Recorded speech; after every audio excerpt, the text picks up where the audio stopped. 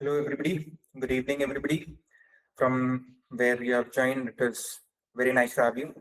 On behalf of Propagation Institute for Advanced Studies, I welcome you to day one of Women and Girls in Astronomy 2026, a global live interactive lecture series organized under International Astronomical Union, Office for Astronomy Outreach. This initiative is organized in collaboration with SA Citizen Science Group, India's largest citizen science community, and the Women and Girls in Astronomy 2026 lecture series runs from every Sunday on 8th Feb to 8th March, every Sunday throughout the month. All right. Leading up to the International Women's Day, celebrated every year on 8th March. This is a month-long program and is dedicated to celebrating and amplifying the voices and contributions of women in astronomy, astrophysics, and space science, and all of STEM in general. Today marks the inaugural session of the series. We begin with the session titled Stargazers in the Shadow, the Untold Story of Women Astronomers. This lecture highlights the overlooked contributions of women astronomers, the challenges that they faced, and the lasting impact on modern science.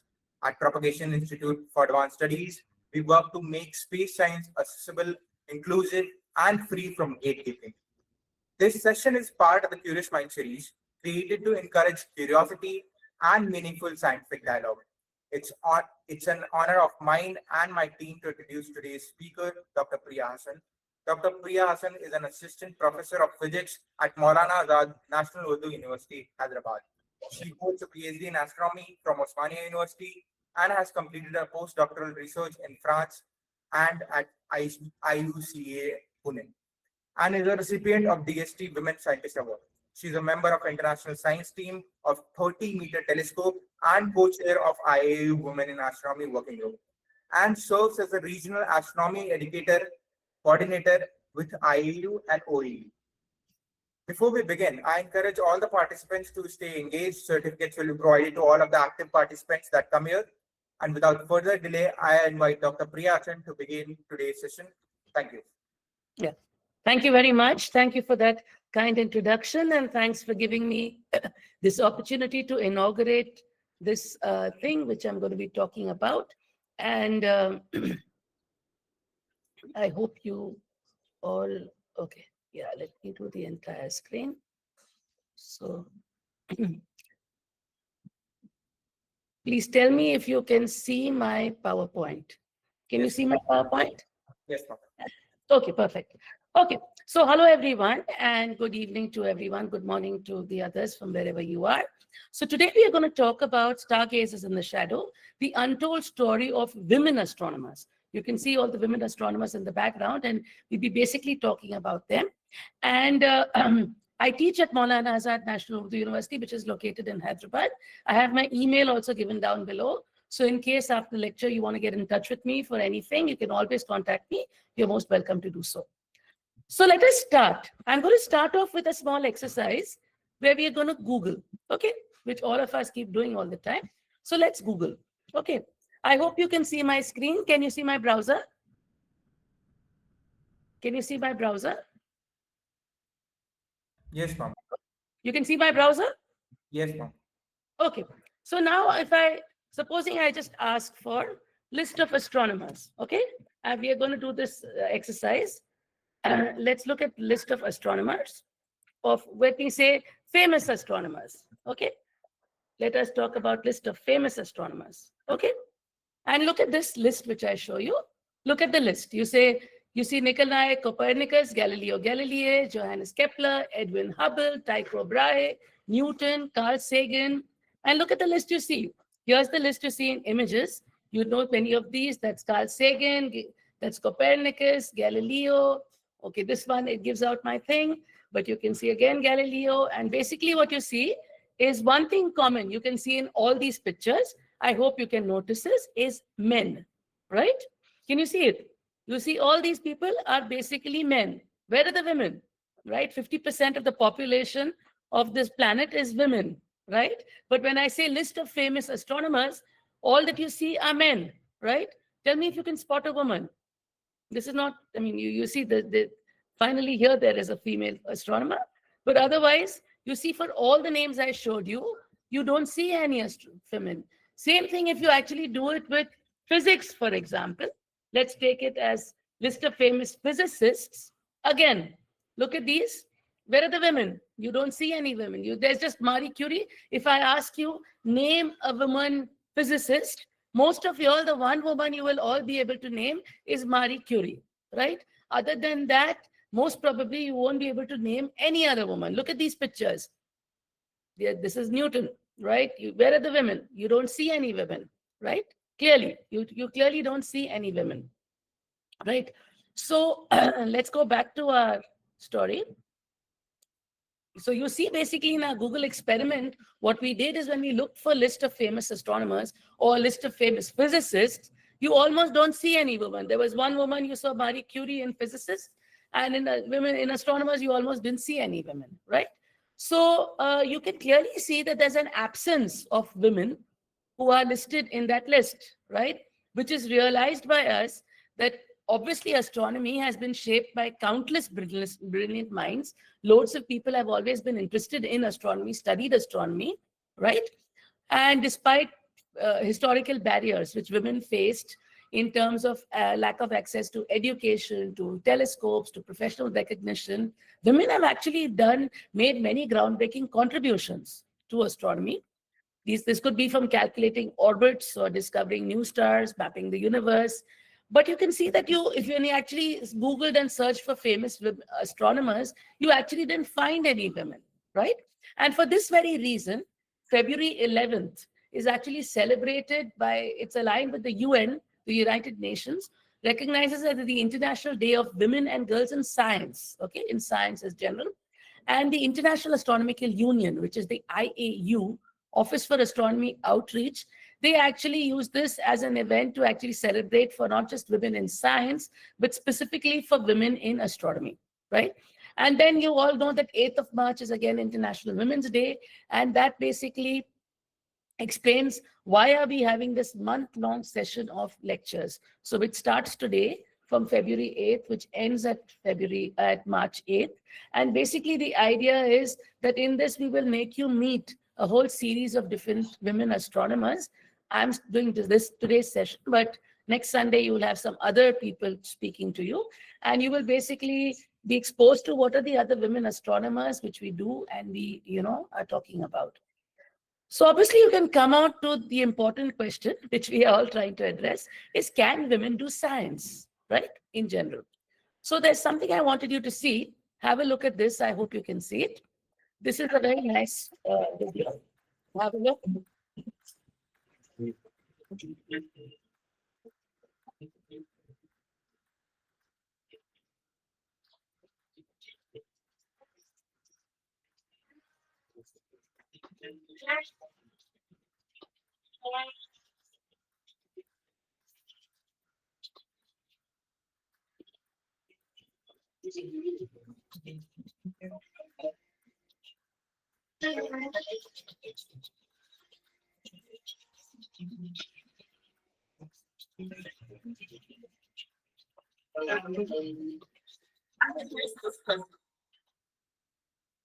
was only going to take the module.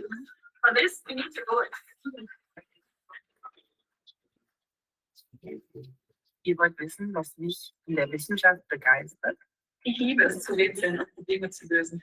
Und im Grunde ist es genau das, was man als Wissenschaftler jeden Tag tut. The great thing about being a scientist is that you always have fun while working. Your work is like your hobby. We all agree that our everyday highlight in science is teamwork. Let's go to the labs.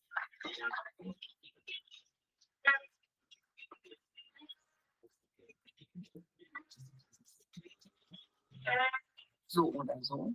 Es macht eine Menge Spaß.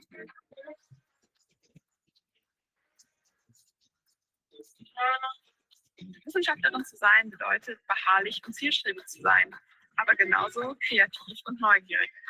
You feed your curiosity, you get inspired, and last but not least, you get to know amazing people around the world.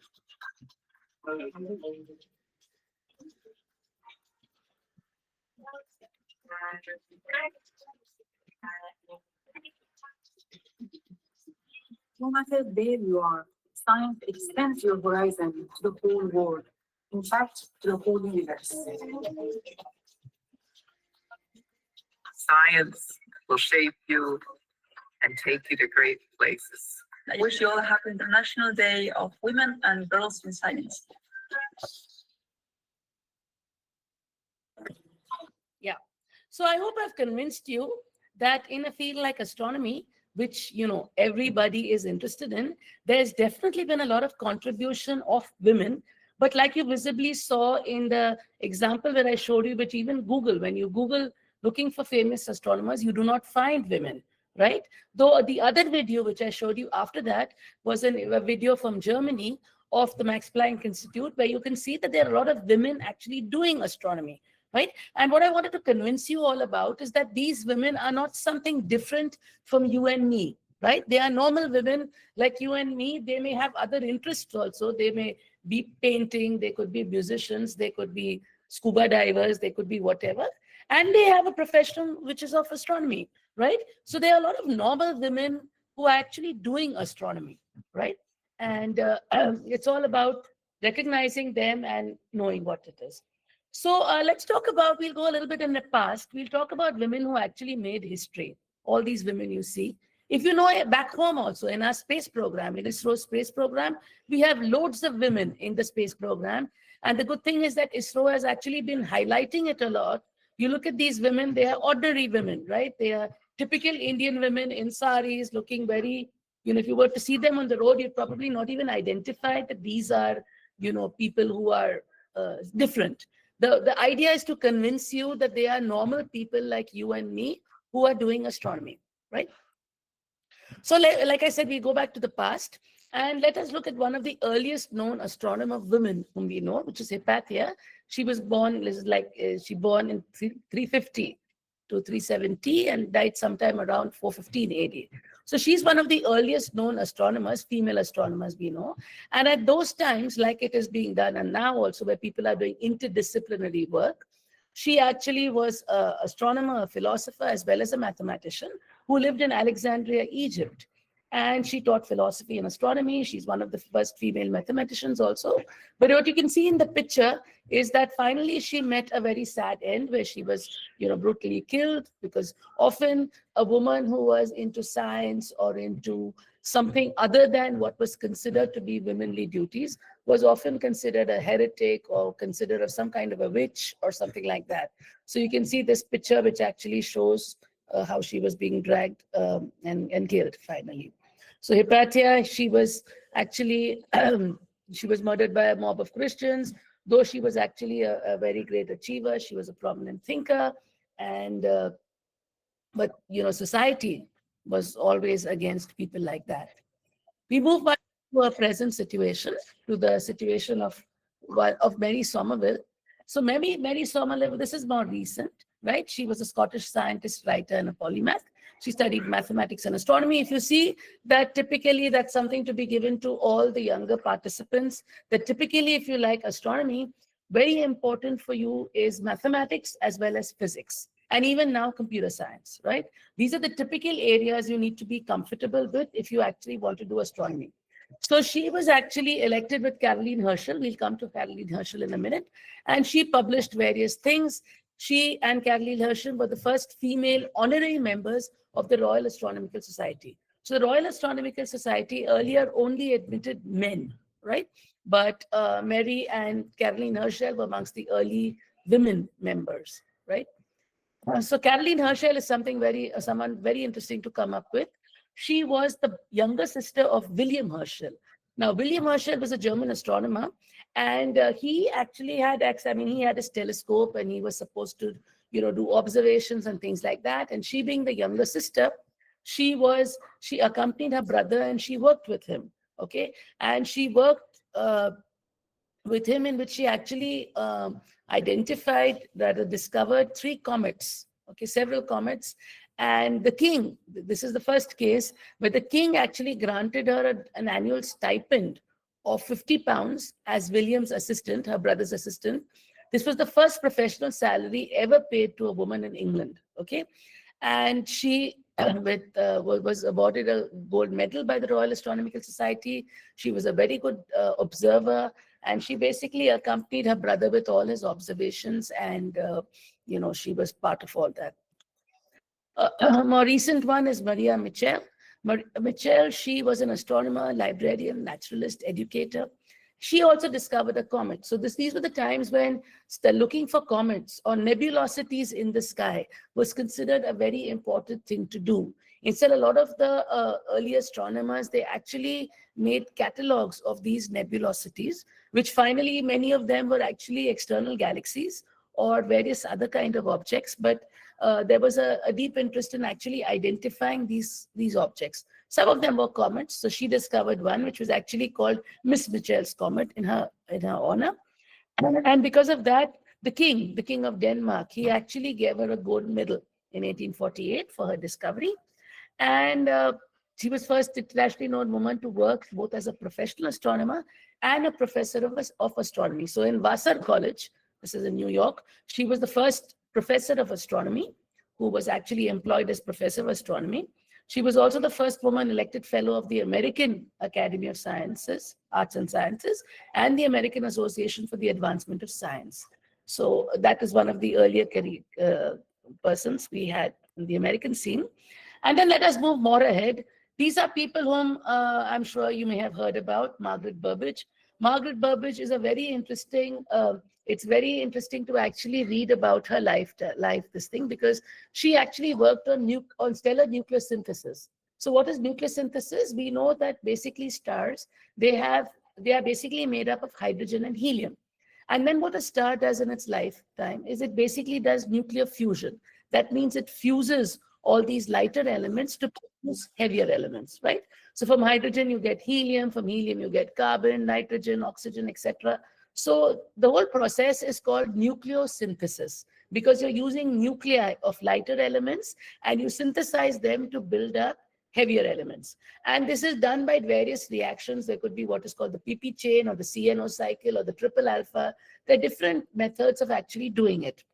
Now, Margaret Burbage, her husband was also an astronomer, Geoffrey Burbage, and they worked along with William Fowler and Fred Hoyle. This was at the University of Cambridge. And the work they did on stellar nuclear synthesis, that means how stars actually synthesize heavier elements, was very seminal work, very, very important work.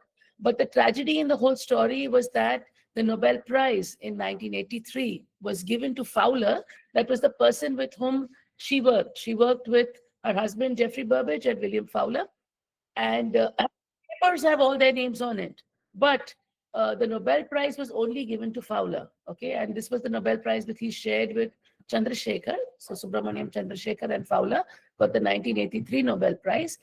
And it was for the work on nuclear synthesis, but the work of Margaret Burbage was kind of excluded. It was not mentioned that this was, part of the thing. So, but Margaret Burbage is still a very interesting story to read about how she actually worked her way out, because the problem is these were times when women, she was an observer, so women astronomers for observations, etc. There were lots of problems, and I think she's a perfect example of the way she made things work out.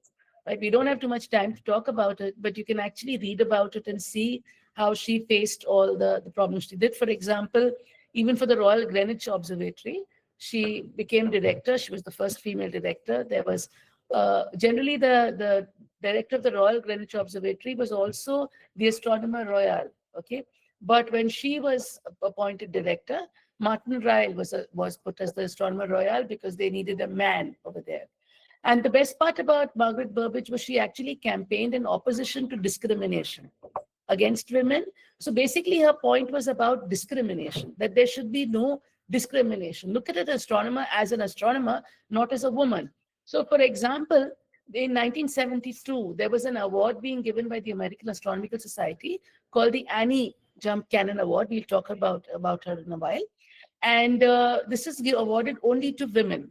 So when the American Astronomical Society was giving the prize to her, she actually refused it. She said no, because she thought that any kind of discrimination, it is not discrimination for or against women, similarly for or against men. It should not be, there should not be any discrimination. And therefore she refused the prize, she declined the prize. And in 1976, she became the first female president of the American Astronomical Society. And finally, she got the Henry Norris Russell Lecturership in 1984. And what I like about her is that, you know, people often think that women come ahead because of the reservation they have, or the you know, because there's a reservation for them, or there's some kind of of specific awards being given only to women, right? So she thought that things like that, there should be no discrimination. If she's got to come, let her be on a level field with men and win awards, that's fine. But you do not need to be, there should be no compromise, especially on the basis of gender. She also played a very important role in developing the faint object spectrograph, which is there on the Hubble Space Telescope, which we still see images of the Hubble space, which has the spectrograph, which is done by her. So I would say that Margaret Burbage is a very beautiful example of how she made things work in spite of all the, the restraints which were there in her life. She actually, rode through them. Another very beautiful example, which I like, of women astronomers is Vera Rubin. Vera Rubin, I would say, is an example of what you call about bravery in science, right? Now, often we think that bravery is only about soldiers fighting battles. But that's not true. In science, you may have to show your bravery if, for example, you are coming out with a theory which is kind of against what everybody else thinks is true, but you still stand by your conviction, by your these things, because you believe in it, right? And Vera Rubin is one such example. So what she basically did is she worked on what were called, okay, I don't have a picture on that. She worked on what is called galaxy rotation rates. What does that mean? It basically means you make a plot of the velocity of stars in galaxies versus the distance from the center. Okay, this is called the galaxy rotation curve. Okay, now typically if you have like the solar system, as you go from inwards outwards, you'll see that you have a 1 by r squared factor, right? Or rather 1 by r factor in the velocity, due to which the velocity of the planets as they are in the outer part of the solar system is lesser than the ones closer, right? This falls as a 1 by r. Now, typically in the galaxy also you would expect that, because you say the galaxy has the massive black hole, the mass is all concentrated in the center. So stars near the center should be moving very fast around the center, while the stars away should be moving around slowly, right? But when she measured these velocities, what she actually found is that the stars at the edges of the galaxy were moving with very large velocities. And some of them were even larger than the velocities near the center. They were much larger. Okay, and this came to be known as the galaxy rotation problem. Now, this was obviously very counterintuitive because you did not expect such a thing to happen. And that's when Vera Rubin gave the bravest idea, which is the idea of dark matter. Okay, so dark matter is matter which is there in galaxies in its outer area. Okay, so galaxies are like raisins, which in a cake you have raisins. So the galaxy is like the raisin, and the cake is the outside part, which is the black matter, thing inside which you have the galaxy. And this black matter thing, halo, is basically where you have a lot of mass, due to which stars in the outer regions of galaxies have high velocities. So Vera Rubin actually proposed the dark matter theory. And initially when she proposed it, obviously people thought she was wrong. But she kept, she checked her results, her observations. She kept checking it and rechecking it, and she kept getting the same result. And then finally, even other people, while they also did their observations, they also saw such a relationship, right? That you had stars in the outermost area having large velocities. And now dark matter is quite an accepted thing in astronomy, that dark matter does exist. Obviously, the problem with dark matter is we really don't know what's the nature of dark matter, due to which it is, when you say that so much of the universe is made up of dark matter and we do not know what it exactly is, it is very disturbing. So dark matter is one of the big problems of astronomy, but proposed by Vera Rubin. Another very important set of astronomers we need to talk about are the Harvard computers. Okay, now in Harvard there was the Harvard Observatory. Okay, and the observatory basically had photographic plates with which they were taking observations through a long period of time. Okay, now the observations which were there on photographic plates, they needed to be observed, to be checked, looked for, cataloged for all the sources which you have on it, to look for different parameters. They were imaging data, there was spectroscopic data, there was various different data sets. Okay, but this was considered to be very mundane kind of boring work to do, right? So men did not want to do this kind of boring mundane work. So the director who was there in Harvard, he was Edward Pickering. Pickering decided to hire women, okay? And these women were the skilled workers who would actually look at these photographic plates and study the data that Harvard Observatory had collected over time, okay? And it was often called Pickering's, it was even called Pickering's harem, okay? Because there were only women in there. And they were also called the Harvard computers, right? And now amongst these Harvard computers, there was Henrietta Leavitt, okay? So Henrietta Leavitt was given the job of basically looking at the photographic plates, which they had of observations of the small Magellanic Clouds, okay? And basically the problem was that in the small Magellanic Clouds, she had to basically check out the variable stars, which were there in these images, okay? Now these variables mostly were of a kind which are called Cepheid variables. Cepheid variables are very interesting variables because these are stars which actually pulsate. Okay, so they swell up and they become small and they become big and they become small, right? So these are pulsating stars, which you can see in this image. The star is small, then it becomes big, small, big. And you can, so you will, because of this, the star becomes bright and faint and bright and faint and bright and faint. And these stars become very easy to observe for the simple reason is this variation is over the scale of a few days, right? So if you typically have observations of these stars over a few days, you add it on, you will easily be able to see this kind of a distribution, right? So what Henrietta Leavitt had to do is use the photographic plates of various days. Say you have it for many days. I don't know what's the period she did it for, but you actually, and then for each and every star, in the photographic plate, you note down the difference in brightness today, tomorrow, after 3 days, 4 days, I mean, whatever data you have, you keep checking the variation in brightness. Basically, you make plots like this. You see the difference in brightness over time and make plots like this.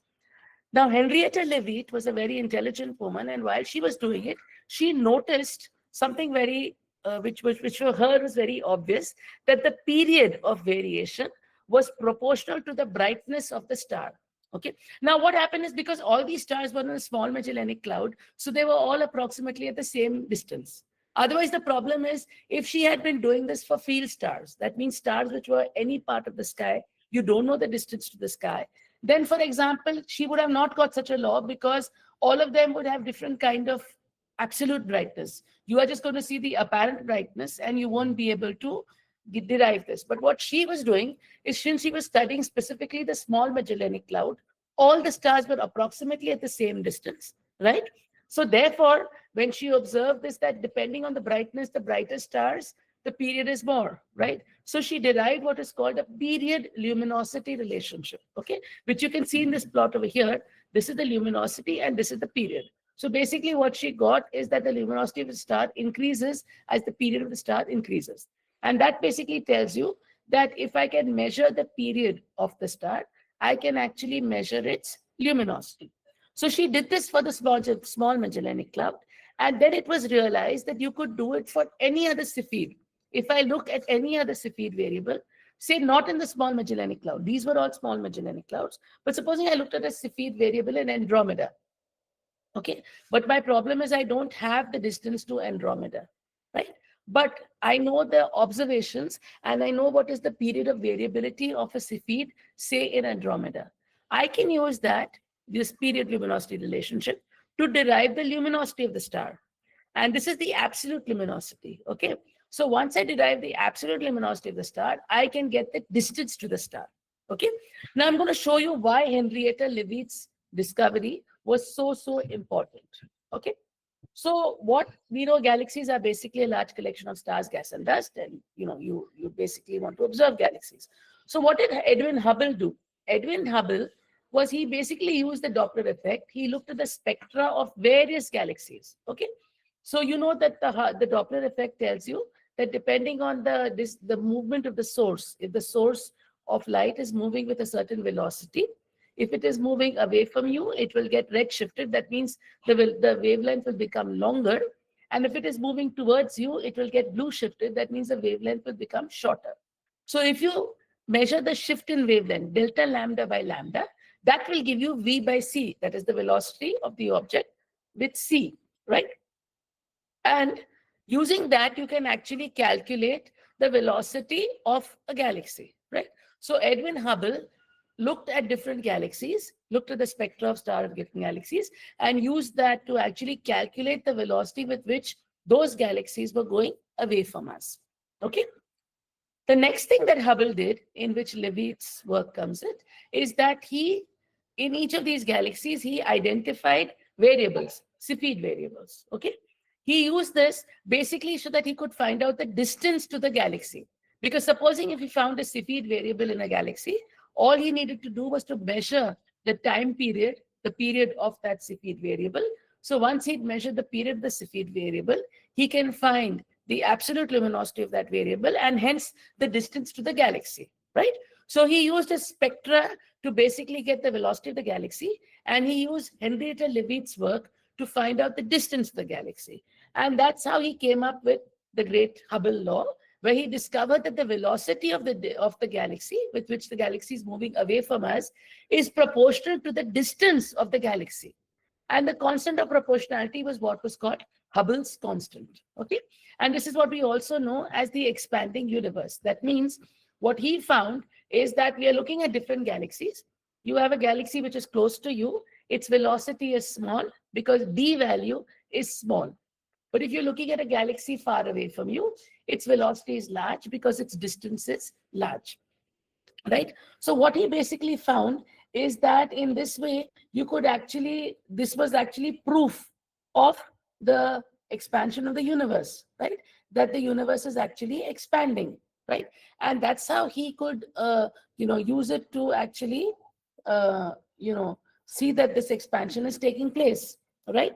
So all the credit that we give to Hubble for Hubble's law, which is the expanding universe law, that would have never happened if Henrietta Leavitt had not done her work, because the important component in Hubble's discovery is actually the value of D. V is what he measured with the spectrum, that is fine. But he also needed the D value, and the D value actually came from the work of Henrietta Leavitt, right? So if Henrietta Leavitt had not done her work, then Hubble would have not been able to discover his law, or we would have not known about the expanding universe, right? So Hubble's law is one of our biggest, most important discoveries of the origin of the universe, because we say that if the universe is expanding now, at some point of time, it must have been together. And that's what we call the Big Bang. And then after the Big Bang, we actually have this thing where the universe actually expands. So what happens is the very basis of Hubble's law comes to us from the work of Henrietta Leavitt, right? Another very important person who's also part of the Harvard computers is Annie Jump Cannon. So Annie Jump Cannon, Pickering gave her a job where he basically gave her thousands of spectra, okay? These are spectra. Spectra means you look at the brightness coming in different wavelengths, okay? So for many stars, the Harvard Observatory had got spectra. And he basically gave her these spectra for thousands of stars and asked her to study it and classify it, right? And can you imagine, for these thousands of stars, which she actually, you see, this is the kind of work they had to do. This is a photographic plate. You can see in front of her, there's a stand. On the stand, you basically put the photographic plate. Okay, Henrietta Leavitt's also, you see her writing. But typically what they had to do was you had this stand, you put this glass plate on it, okay? And then you look through it. Here there's a paper, whatever, a background, and you look through it to see all your sources. And then you make notings out of it, right? So what Annie Jump Cannon did was a colossal job.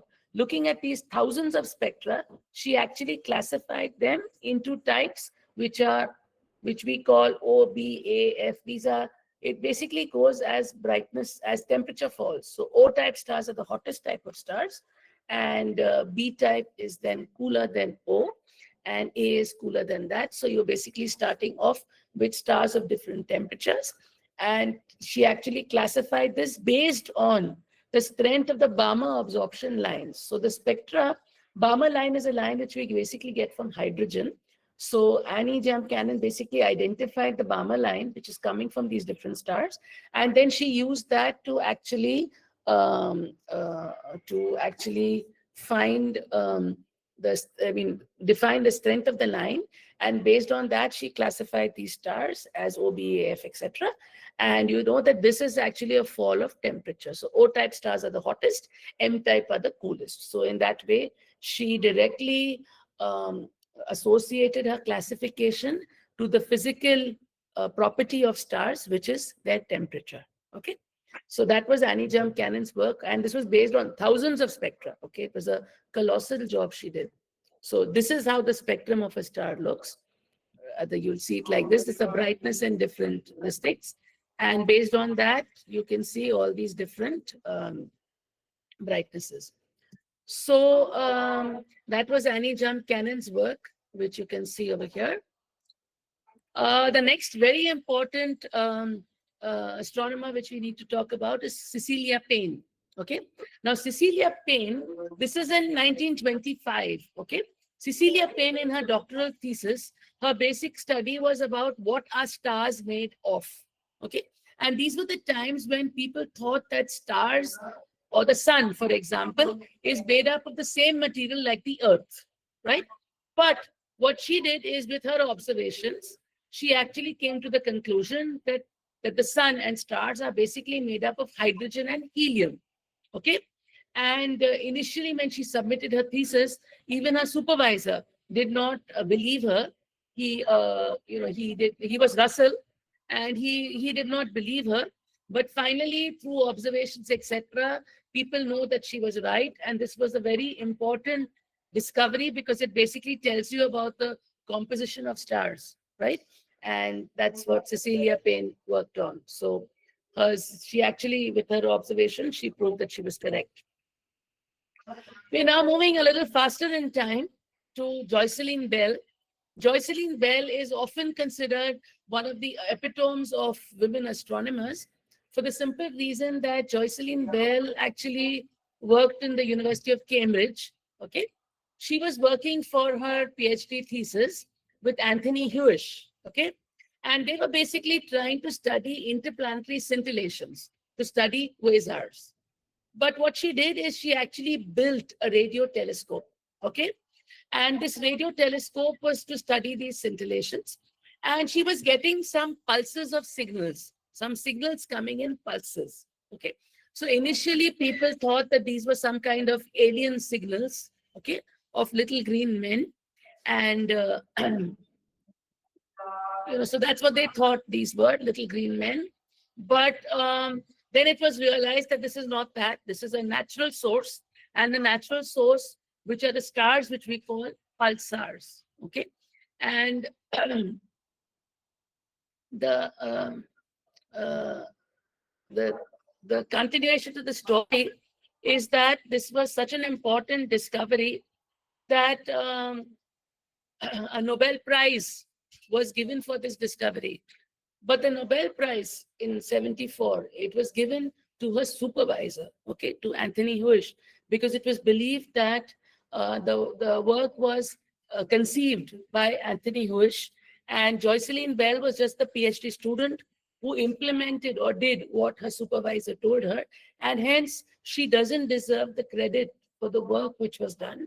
And therefore, the Nobel Prize was given to Anthony Hewish without a mention. There was no mention made of the contribution of Jocelyn Bell, because it was considered that she was just a PhD student and she didn't deserve it, right? But she's currently visiting professor of astrophysics in University of Oxford. And 50 years after her role in the discovery, she won the 3 million physics breakthrough prize, which she actually used to basically donate it to the Institute of Physics and it basically funds PhD scholarships for underrepresented physics students in the UK to basically elevate the country's diversity issues. So typically, a lot of one of the the favorites of people to actually project when you're trying to project women astronomers and how women astronomers have been ignored. She's one of the examples which is often taken by people.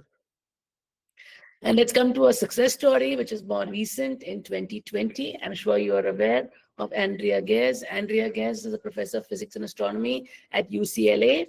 And she actually won the Nobel Prize. And if you remember, 2020 Nobel Prize was for black holes, but it was split into two parts. One was given to Roger Penrose for the theoretical work he did. And Andrea Ghez was given, she shared it with another observer for the observations which she did of black holes, with which they actually estimated the mass of the black hole sitting in the center of our galaxy. Okay, so that's what she did. And so in principle, if you see amongst the 4 female Nobel laureates in physics, Andrea Ghez is the only astronomer. Okay, and totally you just have 4 female Nobel laureates, right? Let's come to more recent people. You have Deborah M. Green. Deborah M. Green was the last president of the International Astronomical Union, somebody I know very well personally, very dear to me. And she just finished her term as president for the International Astronomical Union. If you see, she was the first woman to graduate from Princeton University with a degree in astrophysics. She was also the first female postdoctoral researcher at the Carnegie Observatories. She's been a professor of astronomy at Vassar College. You remember we earlier mentioned Vassar College when we spoke about Maria Mitchell, and she's there itself. And she was also the president of the American Astronomical Society and also for the International Astronomical Union. And you have Sarah Seeger. Many of you all may have heard of her. She works on exoplanets. She's very well known for the work she works on exoplanets. She's a professor at MIT. She also works at CETA, which is the Canadian Institute of Theoretical Astrophysics. And she basically works on extrasolar planets and their atmosphere. She's written various books and some very good this thing. You have Françoise Combes, somebody also I know personally very well. She's a French astronomer, French astrophysicist. She works at Paris Observatory, a professor. She basically works in galaxies and cosmology, very well known. And I do not have time for more, but there are a whole bunch of women astronomers now who are there. In the video I showed you in the beginning also, the lady who was there, that's Paolo Caselli. She also works on exoplanets. So there are a whole lot of women now. You do see women a lot in the astronomy scene. In India also, you do have a good amount of Indian astronomers. If you see, we actually 132 years ago, when Anandibai Joshi, she was the first Indian female physician with an MD degree from an American medical college. And then after she died, you have the story of Kamala Sonu, if you've heard about it, where she actually went to get admitted in the Indian Institute of Science. And this was the time when C.V. Raman was the director. And he actually did not give her admission, basically on the premise of her gender, right? And it was only her persistence which enabled her to complete 3 years at ISC.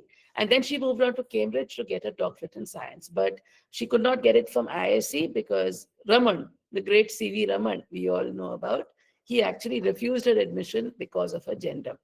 And then we have a lot of other women, Janki Amal, Anamani, Asima Chatterjee. We have a lot of Indian women, Charushita, Chakravarti, Mangala, Nadlikar, and there are many women. And then this is in astronomy, but then we have a lot of them also in the space program. So this is a nice book to be reading, Mini Ride, which is those magnificent women and their flying machines, which is basically about the women working in ISRO. There's a big, big number of women working in ISRO. And so we have a lot of these pioneering scientists who've been there in India and, been there. But if you see that the only 17 women have been awarded a Nobel Prize in the 3 science categories. So this is not just physics. I'm talking about the 3 science categories. And the latest winner of the physics, you have Donna Strickland, and then you had Andrea Ghez, 2020. And in India, for example, our equivalent is called the Shanti Swarup Bhatnagar Award. And can you imagine? It has been only given to 16 women out of a total of 500. So since the Shanti Swarup Bhatnagar Award started in 1958, okay, and you have a 500 awards being given, but only 16 of them have been women. So therefore, and also women receive less than 5% of the fellowships awarded to the Indian National Space Academies, and only one out of the INSA, the International Space Academy's 41 past office bearers was a woman. 14 out of INSA's 501 awards were given to women. And so you clearly see that there's a dearth of women in leadership positions also. So typically you do not see many women sitting up there as directors. GC Anubhava has been the first president of the Astronomical Society of India, a woman, the first woman president of the Astronomical Society of India. We have Annapurni Subramaniam, who's the director of the Indian Institute of Astrophysics. She's on her second term now. And so I think, if I'm not mistaken, she's the only female director of the Indian Institute of Astrophysics in Bangalore. And a lot of the other institutes of astrophysics which we have in India have almost never ever had a female director. So Annapurni is the first one for Indian Astrophysics. You have Chanda Jog, who worked in the Indian Institute of Science. She works in galaxy dynamics. Very well-known senior scientist who's there in India. And then you'll have all seen pictures of the famous ISRO women scientists. You have a whole lot of them. Luckily, there's been a lot of promotion. This is the woman scientist who's leading the Gaganyaan mission. I'm sure you know about it. And then you have the two women who are handling Chandrayaan-2, who handle Chandrayaan-2. This is the senior most woman scientist of ISRO, T.K. Anuradha. And you have Nandini Harinath, who was also in Mangalyaan mission. She was part of the Mangalyaan, the project manager. You have Sita Somasundaram. She was with ISRO. She was very actively involved with AstroSat, which is the first Indian telescope, which was actually for astronomy. So it's called the AstroSat. It has 3 X-ray telescopes and 1 ultraviolet telescope. And the whole purpose of the whole thing is just for astronomy, the AstroSat. So Sita has been in this thing and that. And a lot of efforts let us now come up to. So what I wanted to show you that, yes, women have played a role in astronomy, but yes, they have faced a lot of issues. They have been neglected and not had a chance. So if you actually see, the largest astronomical, group in the world is called the International Astronomical Union. Okay. And if you see the International Astronomical Union, the percentage of female membership, ideally speaking, need to have 50-50, right? But if you see 1939, it was only 10%. And even now, this is 2021, but it's not changed much now. It's only about 21%, right? So 20%, that's really bad. What we needed, like something like a 50%. We are quite far from that. So if you actually see that this is called the scissors diagram. If you see it in physics and astronomy, it's very similar. Let's look at the physics one. You can actually see that when you look at high school students, the men and the women, the upper curve is the men and lower one. You can see you almost have a close to 50-50, slightly more men than you have women. Maybe say 45% of women and 65% of men, okay, in high school students. When you go to bachelor's degrees, you can see women are like 25%, men are like 70%. Go for PhD degrees, you have like not even 10% of women, and you have 80-90% of men. When you go on to getting assistant professor jobs, for example, maybe 10% is women and 80-90% is men. As there are promotions, associate professors, full professors, you see full professors, you're almost close to 5% for women and 95% for men. This is called the scissors diagram, or it's often even called the leaky pipe diagram. You have a pipe. We start off with close to 50-50, men and women.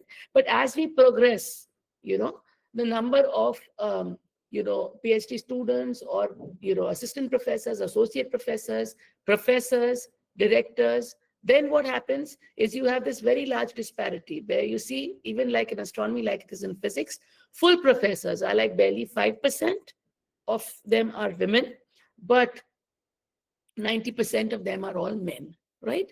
So you can see that it's pretty bad. Even in IAU membership also, India is just like 7%. It's pretty bad. If you actually see the same thing over here, you can see it in terms of numbers. Typically, if you look at grad students, you may have 65% of them are men, while 35% of them are women. Postdocs, you can already see more than 70 are men, 30 are women.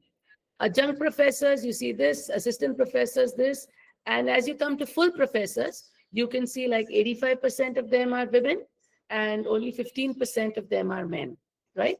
And here now, when you come ahead with administrators, for example, again, you have similar numbers, right? So what you can clearly see is that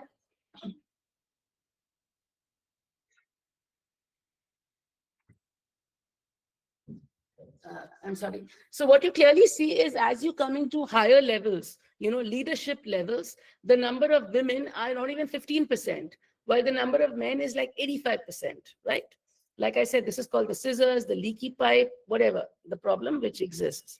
If you take it further in the US, typically, because we don't have numbers for India, unfortunately, if you look at the US population, 31% of it is white male, 32% is white female, and then this is the breakup of the other, ethnic groups, etc., which you have. But when you come to science and engineering, I'm just giving this an example of a developed country, right? In a developed country, you can see 50% of the people in science and engineering are white males. Okay, so this is not only about color of skin; it is clearly a thing about a gender thing. You see that white women are 32%, but when it comes to jobs in science and engineering, they're only 18%, right? That means half of them are gone, right? While the males, you can see, are taking up more than 50%. Asian males are 13%, much more than the population distribution. Asian females is half of that, right? But then when you come to black males, black females, Hispanic males, other males, you'll see it's really very small. Even now, often I do go to the US and I do go to various places, parts of the world, but you'll typically very rarely find in confidence talks being given by,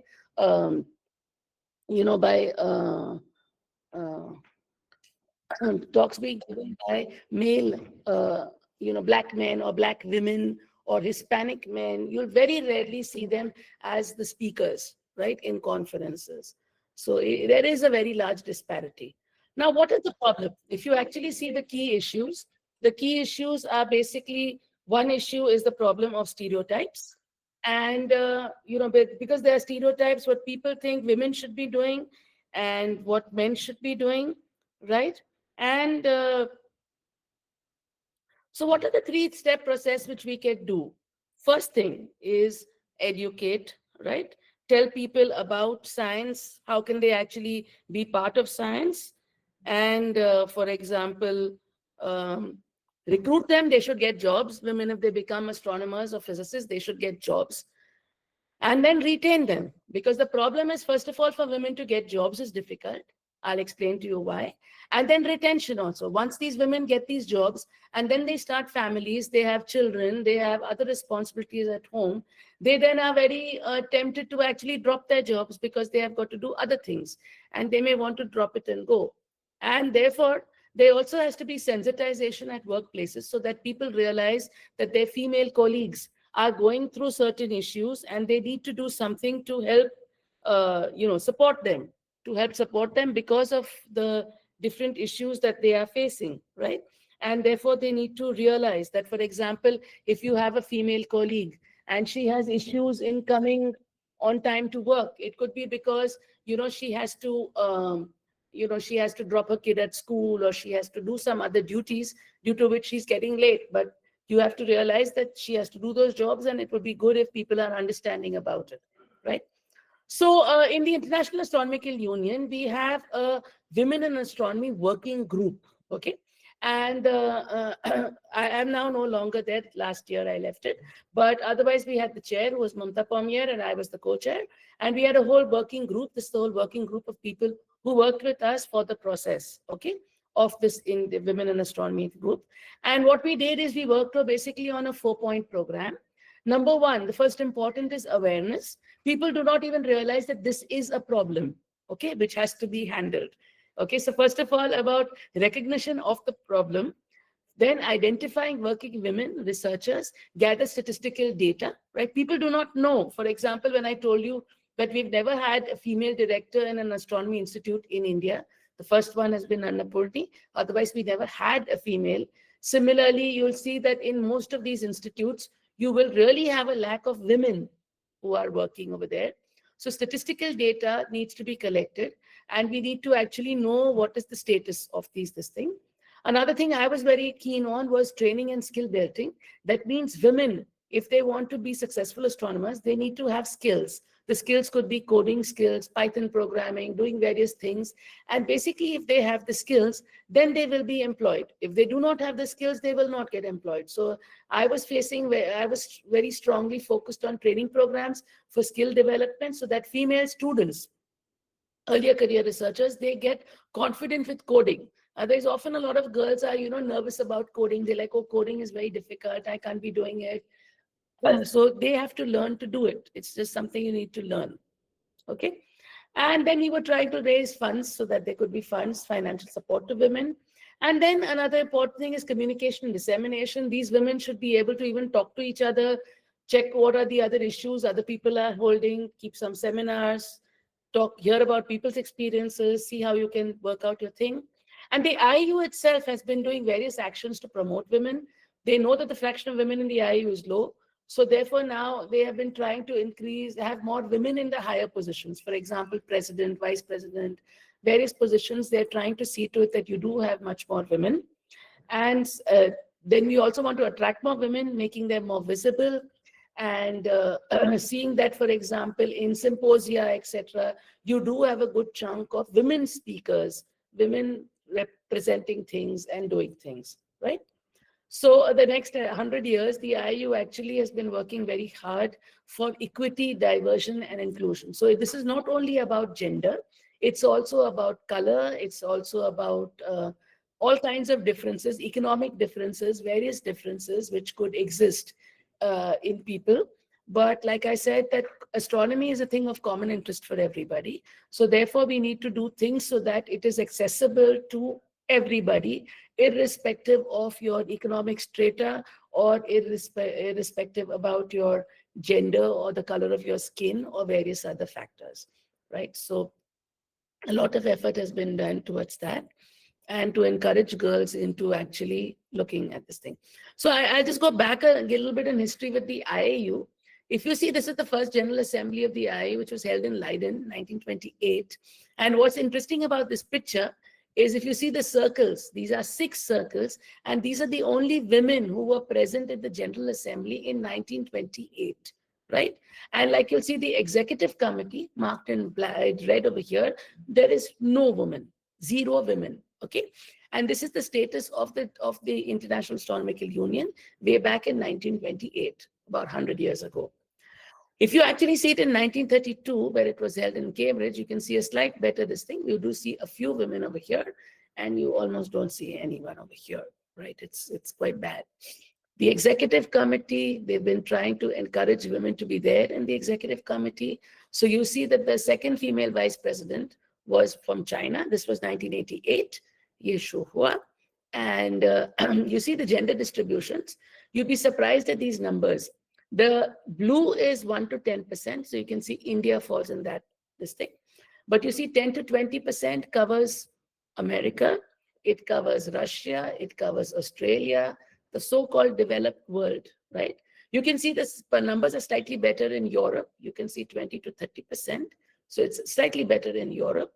And then it's about 30 to 40% in South America and little pockets over here. So you can see that typically the so-called developed world, there's a lot of green over here. So it's all within 20%. That's the kind of representation which we had in 2015. And then if you see in 2018 also, it hasn't varied much. It's about the same. India is still within the 20% bracket, which is the same for America as well as Australia and Russia, etc. China is a shade better. It's 20 to 30%. So if you actually see that the efforts have been made, for example, efforts were being made in Australia in the Center of Excellence, the Astro 3D, where they actually tried to improve the numbers and they actually tried to do various things, but they actually managed to receive, to achieve a number of 56% of women postdocs and 52% of women students. But then it's another journey which is ahead after that on these things. So like I said, there are various actions done to promote women. You want them to be in high positions. You want working group. You want speakers in symposia. We also conduct what are called women in astronomy lunches at the General Assembly. Mentoring, we have mentoring sessions where you have women astronomers who mentor young women astronomers so that they can give them advice as to how can they go about their things and, achieve these things. So the IAU has had a whole set of female presidents. So you can see Catherine Cesarski, she was the president from 2006 to 2009. Then in 15 to 18, we had Sylvia Torres. And then we had Ewing, who was there, the president in 2018 to 21. And immediately after her, you had Deborah M. Green, who was there from 21 to 24. The present president is a man, because both of them had their back-to-back terms. So now it's gone to a man. But otherwise, we've had them at really high positions. If you see the IU offices also, the president-elect, and you have the general secretary and this. So you can see here you have 3:1. That's the ratio which we had then. In 18 to 21, this is also another 3:1. You can see Ewing, you have Deborah, you have Teresa Lago, and only one male, Jose Mikhail. And the 21, this was the last group which we had. This was a 50-50, which was Deborah and Green with Diana Worrell, and you had 2 men and 2 women, which is the perfect situation. The present team is different. I did not put that. You also had in general secretary positions, Teresa Lago as well as Jacqueline Bergeren, where we had reasonably recently. And we've had many division presidents, etc. Because if you know, IU has divisions, which are different areas. For example, galaxies and different divisions. These are the presidents. And you can see you have a good mix of Indians and, of women and men in that. Similarly, a good track is being kept about in IU symposia, how many female speakers do you have? And in the female speakers, we need to check how many invited ones are there and how many contributed ones are there, right? So you can see that now the number, they're taking care of it, though you can see that this is the 50% mark. You can see that generally women are below the 50%. You have 40-30%, but you do have cases where you have a larger amount, and care is taken to ensure that the numbers are larger. The General Assembly, like I told you, we have the Women in Astronomy lunches, where basically it's a lunch where women astronomers, you have tables where even men can participate, they can come and sit, and you basically sit on different tables where people can basically discuss their issues and see how it is for different women astronomers, right? And you have the International School for Young Astronomers in various places, again, where it is ensured that the number of female participants is there, right? There are also PhD prizes in every division given every year, and you can see that you do see female faces over there. There's definitely representation. The Grouper Prize also, if you look at it, this is every March 31st you give in, and you can see that you do have a good chunk of females also getting the Grouper Prize. Then we have what we are doing. This is part of the Office for Astronomy Outreach, where you actually have women and girls in astronomy. And there are various activities being conducted in many countries to basically encourage women in astronomy. And there are various groups going on, organization of many events all over the world, which is basically to encourage women astronomers, right? And we have these various things.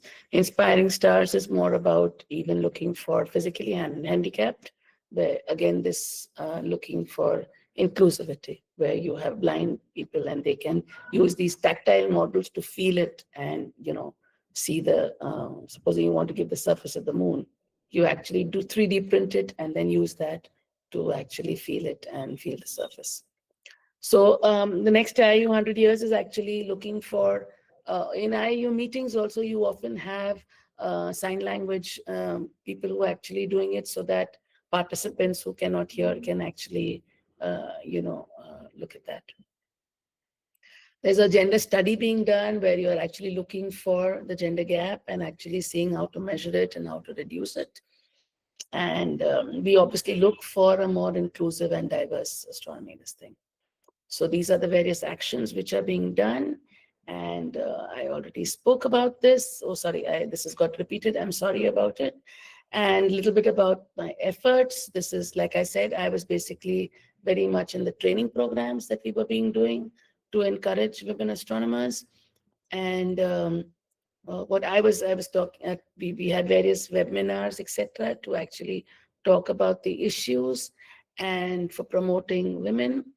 And these are some of the training programs which even I did for essential skills for astronomy research. This was a training program being done. You can see the representation all over the world. We had people who were participating in the program, who were in it.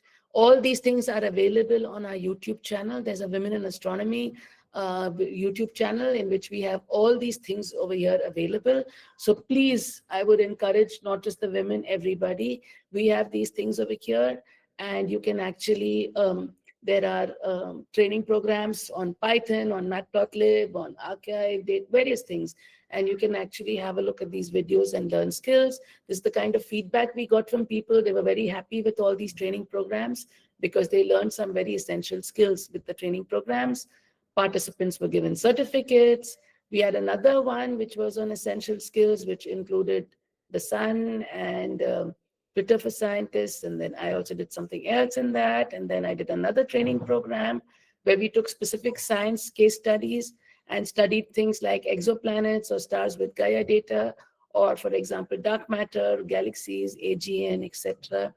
Basically to give women, I mean, let me say it, in all these training programs, we did not have any discrimination, okay? In the sense, even men could be participants. And in many of the programs, we had a lot of male participants, sometimes even more males than females, but it was open for everybody, no discrimination.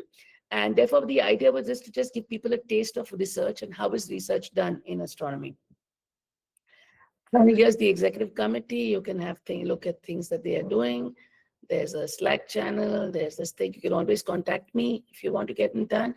But definitely, a lot more work needs to be done about women in astronomy. There is an issue. There's a problem. People are doing work about it. But the problem is not yet solved, right? Like I showed you the numbers.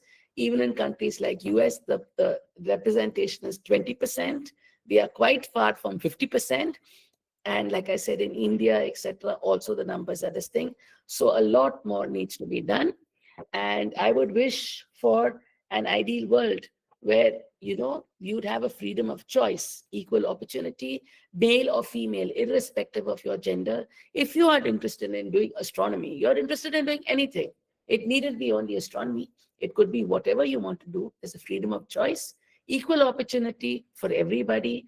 I would promote for no requirement for reservation. I don't think there should be reservation because it's not that women cannot work as well as men. They can work as well. So they can be taken on an equal ground. Where individual is non-gendered, you don't look at as an individual as a gendered this thing. Because after all, other than reproductive organs and hormones, we are actually equal, right? So the idea being that let's dream of a world where we do not have this kind of discrimination. And I'll wind up with this last quote, which basically tells us that astronomy is useful because it raises us above ourselves. It's useful because it's grand. It shows us how small is a man's body. You see in this one also, which is a quote by Henry Poincaré, it talks about a man's body, but not a woman's body, right? And how great is his mind, since his intelligence can embrace the whole of this dazzling immensity, where his body is only an obscure point and enjoy its silent harmony. So I'll end with this, and I'll be happy to take questions. So let's take questions if there are any questions. Yeah, people who have questions may raise their hand and we'll pick them out for you. Yeah.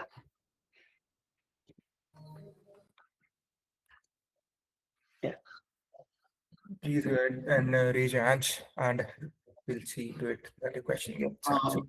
Ma'am, before we take the questions and all, Yeah. I would request Mariska Dubey. Here we are having a 12-year kid, ma'am, and she's really doing great. I really wanted to pin her, and I just wanted to request everyone, please listen her for a minute. She's the founder of Tinker Tiki, ma'am, and a tech platform. Along with she's doing lots of things. So Yeah. Okay. Request What is Maniska, that please. one called? Inter? Take Maniska, please. Yeah. Hi, ma'am. I'm Manushka, right now I'm 12 years old, in 8th grade, and I have my own startup called Tinker Techie. We're based on kid-centric products. Rather than that, we encourage women and like girls in STEM. So we take, workshops for them so that they come into STEM. Okay, very good. Very good. That's a very good initiative. Very good. Okay, And it's what really is nice to see your you. plan? What's your plan? What's your favorite subject? My favorite subjects, maths and physics. Okay. And what I about astronomy? I have been really interested in astronomy. I actually want to go in that field. I actually want to become an astronaut, so I like read a lot of books about it, and yeah, Okay, good, good. Very good. Very nice. I'm writing my own research paper right now. Okay, very good. Okay, that's all, ma'am. Basically, thank you so much, Maniska, for coming here.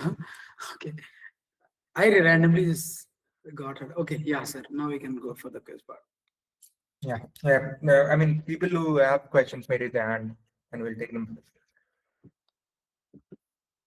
And this was a lot of information. We learned a great deal about women. I can put some in the chat box. Okay, yeah, there is one by. Okay, 1 minute.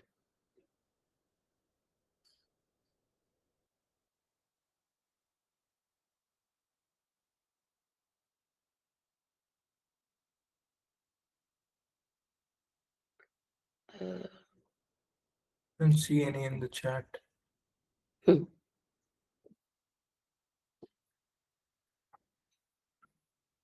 Okay, yeah, I don't see a question as yet.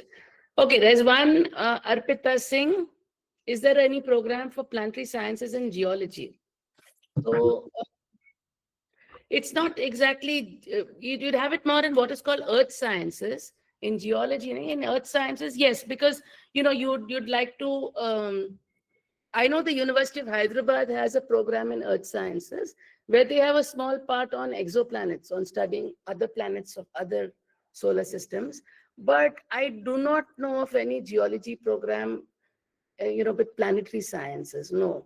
In astronomy, yes, but geology, finally, geology is with the earth, right? It's geo. So then astronomy is up there. So generally, you won't have planetary sciences in geology. Yeah. Okay, we have Bharti. Bharti, please go ahead. Hi, ma'am. I'm Bharti.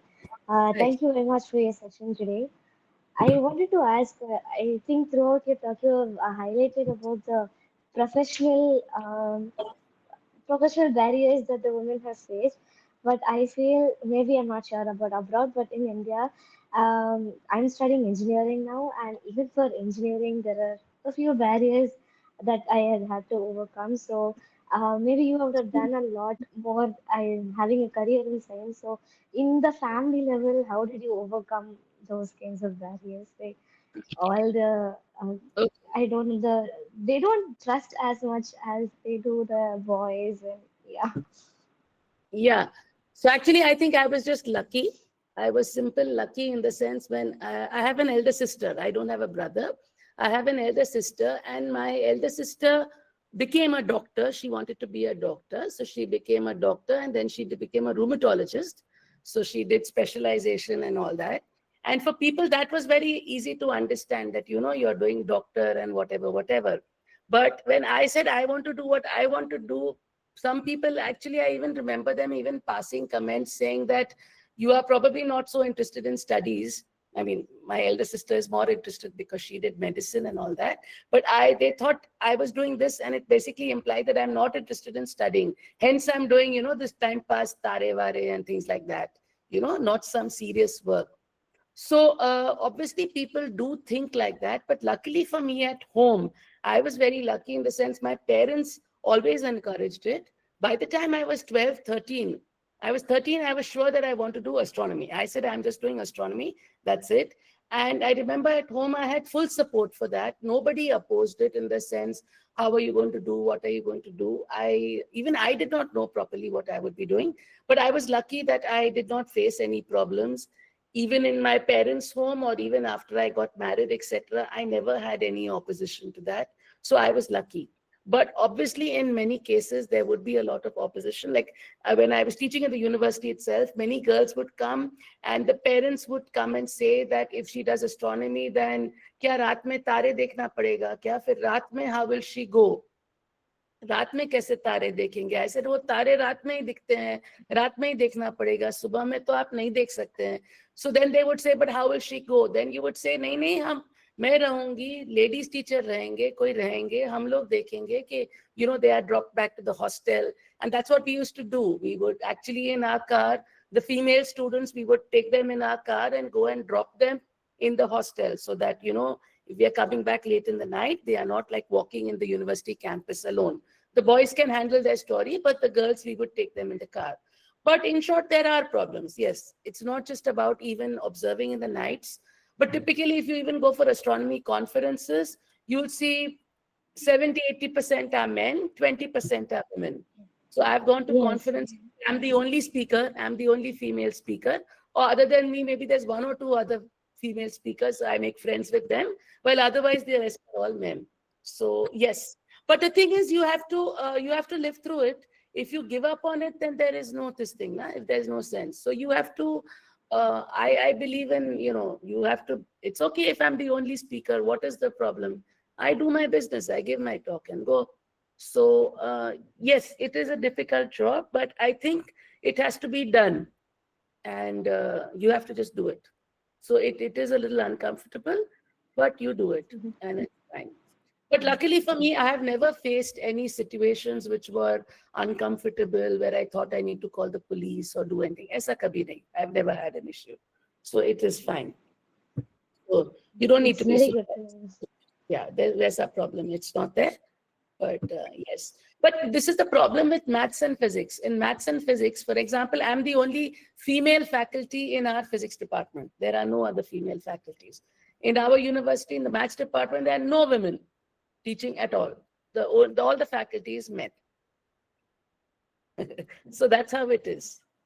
You just get used to it. Yeah. I also wanted to mention it was very easy to connect it with the discoveries that each of the scientists have made, because you were mentioning from the basic formulas and all of those things. So thank you so much for that too much.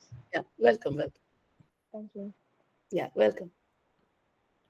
Thank you, Bharti. We'll take Annie's question. Please go ahead, Annie. Hi.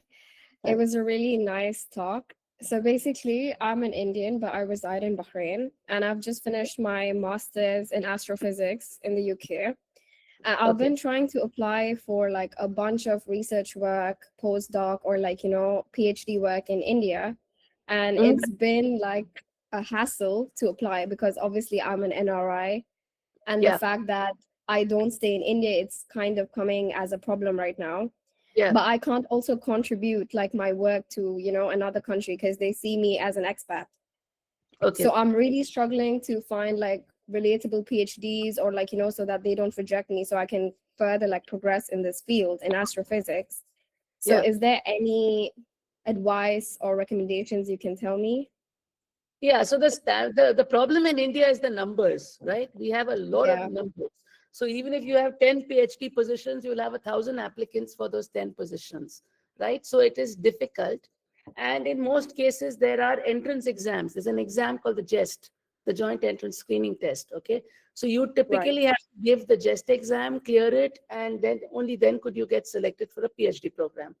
But what you can actually do is a lot of these places have summer programs, and if you go to an institute in a summer program, probably you can meet people and identify people or work which you would like to do, right? And but then you'll have to anyway give the entrance exam, right?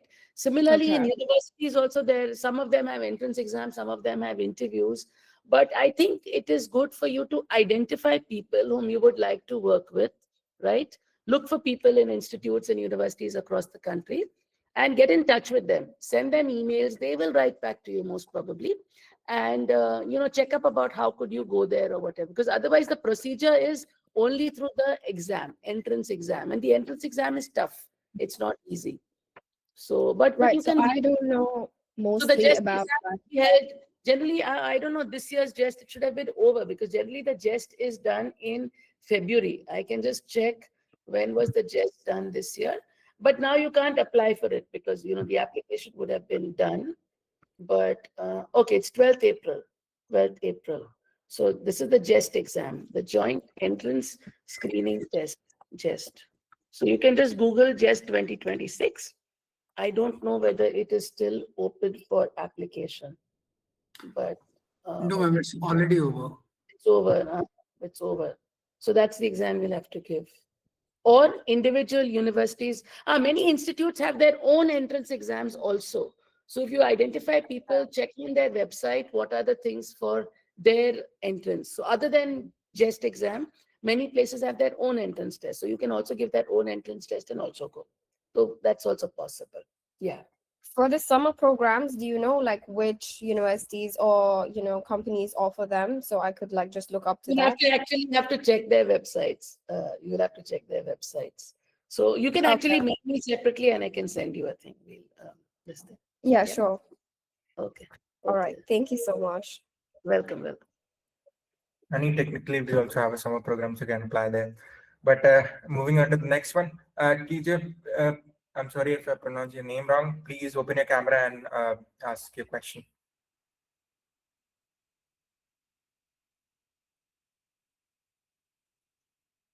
Kizia Mariam Reji. Please go ahead.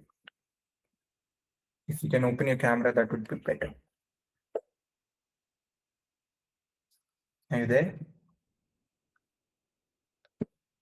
Till then, there are some other questions I can see in the chat box. There's Nishantika Sengupta who's asked, is there a way to get involved with IAU Women in Astronomy Working Group as an undergraduate student? Yes, you can get involved, but the problem is you need to be an IAU member. So if you are and to become an IAU member, you typically need to have a PhD. So in principle, Nishantika, you can't because you need to be an IAU member. And then if you're a member, you can then join the working group. But that would be after you have a PhD. Then we have Rahul Aryavarti, who asked, do women today have to face the same problems that women used to face in 20s? So obviously the problem is slightly different, but the problems exist. Some problems are same in the sense of, children. If you have a woman who has children and she has to juggle between her home and work and, how does she manage? So some problems are similar, some are this thing, but the problems are there. Dhanvin is asking no, that is about CERN. Tanmay Singh is asking, why don't universities in India have astronomy, astrophysics as a different subject? Well, they do. A lot of universities do have astronomy, astrophysics as a separate subject.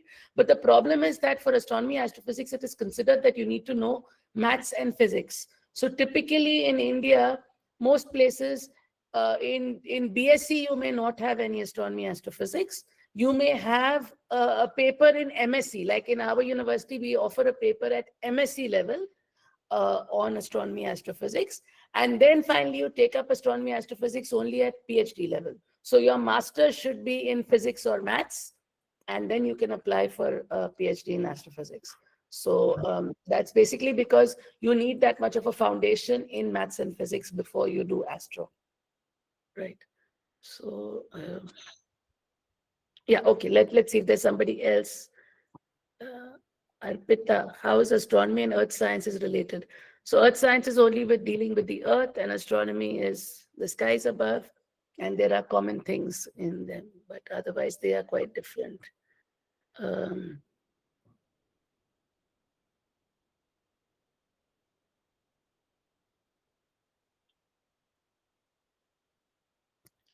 Yeah, okay, if there's somebody else, you can unmute yourself and ask.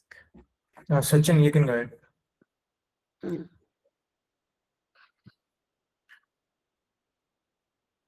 Yeah. Sachin, are you there?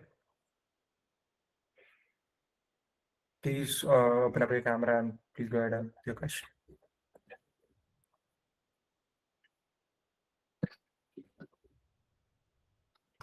I think most probably everyone is done with it now. Okay. There's Yeah, one please. question you can see, Tanmay Singh, what's the future of astrophysics researcher in India? Are you talking about job prospects or what? I think that is job or what? So you can work in a university like I do, or there are various research institutes in the country. You can work there also. But obviously it's tough to get in. It's difficult. Okay, before we end the session, it has been extremely grateful to listen to you, ma'am. We got a lot of insights. I mean, the amount of stuff that we got, crazy. But everybody will get the recording of the session. Please, before we end the session, we want to thank you, ma'am. Thank you for coming in and giving us a warm lecture. And before we end, please open up your camera so we can take a quick picture as a memory of sorts. And then we'll end the session. All right. Please do open your camera.